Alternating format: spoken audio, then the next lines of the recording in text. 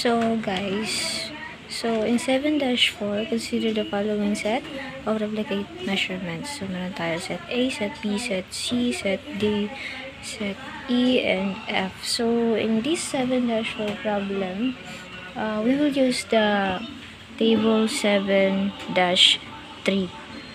Values of T for various levels of probability. Meron tayong degrees of freedom and the confidence level, which represent as the percent. Meron tayo. So, ang unahin natin to better understand kung paano natin makukuha yung hinahanap dito, let us first try the set A. So, ang problem, sabi dito, calculate the mean and the standard deviation for each of these 6 data sets. Calculate the 95% confidence interval for each set of data. So, what does this interval means? So, bago natin yan i-explain, try muna natin tong set A. So, in set A, sabi nga natin, using the table 7-3. Okay? Values of T for various levels of probability. So, in set A, there are 5 given measurements. 1, 2, 3, 4, 5. Thus, our N is 5. Our N is 5. To calculate the degrees of freedom, we should subtract N with 1. So, 1, 2, 3, 4, 5 minus 1. So, our degrees of freedom will be 4. So, the 95% confidence T for 4 degrees of freedom is 2.78. So, how do we get that? So, in 4. Then, we said, sabi dito, 95%. So, 95%, then our degrees of freedom is 4. So, 95%, then 4. So, 2.78. So, bago muna natin, before we solve that, kukunin muna natin yung mean ito. So, kukunin muna natin yung summation. So, ang summation natin nito is 14.3. Then, ang summation naman, yung squared nito is 41.13. So, ang ating mean is 2.86. To get the standard deviation using this formula also. So, this 41.13 is dito siya. So, yung square natin dito mo ilalagay. Then, ito naman, 14.3, i-squared mo siya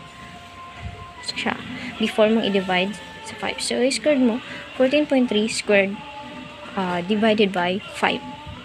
Then, pag kuha mo na yung sagot dito, 41, okay, nandito na, 41.13 minus 40.898, then over 4, kasi 5 minus 1 is 4.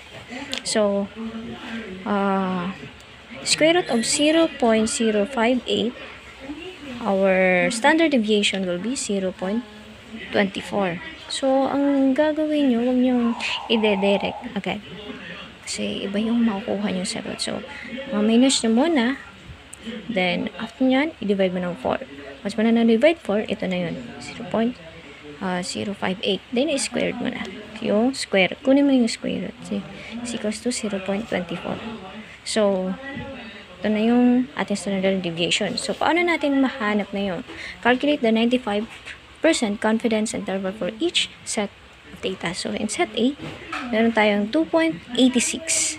Ang 95%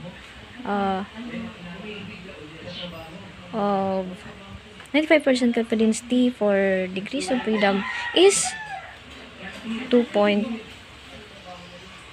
Okay, so mali. So, ganito. Sorry guys. So, ito yung mean. Sorry for that. So, ito yung mean. Dito may ilalagay.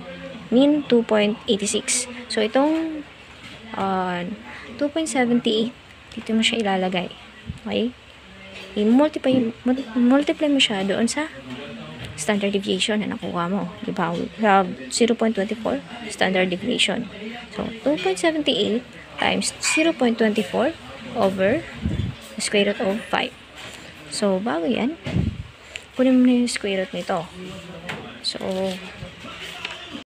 So, ang square root ng 5 is 2.236067977.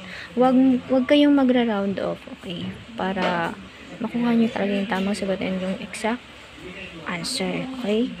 So, once na nakuha na natin, bago mo siya i-divide, dapat makuha mo muna yung square root nito. So, 2.78 times 0.24. Then, yung product nito, i-divide mo na sa 2.236067977, which is the square root of 5. So, ang answer is 0.30. So, our final answer, the 95% confidence level is equals to 2.86 plus or minus, then 2.78 times 0.24, which is the standard deviation, over the square root of 5 is equals to 2.86 plus or minus 0.30. So, ganun lang kadali yung pag-compute. So, hindi ka na pagpapatuloy yung ibang problem. So, ganyan lang yan. So, kung marami na ako dito na solve ko na lahat sila. So, ang final answer dito is to answer the question, what does this interval means? So, that interval means the 95% confidence interval is the range within which the population mean is expected to lie with the 95% probability.